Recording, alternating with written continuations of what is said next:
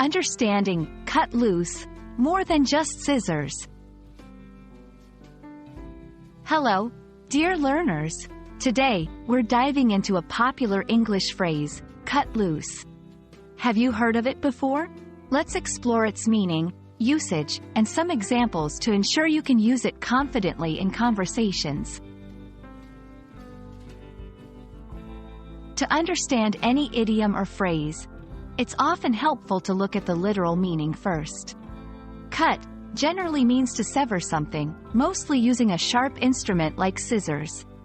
Loose means not tightly fastened, attached, or held. Imagine a boat tied to a dock. If you cut the rope, the boat becomes loose and drifts away freely.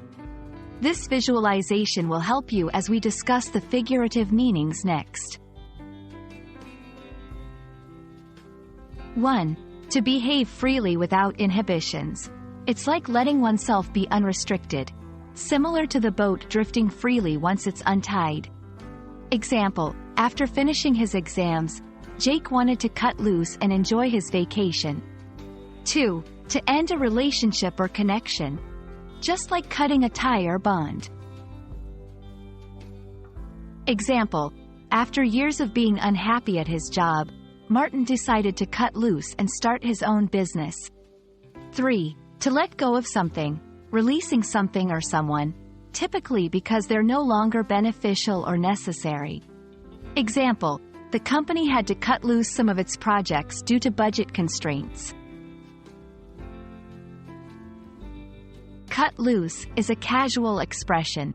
While it can be used in many contexts, be cautious in extremely formal settings.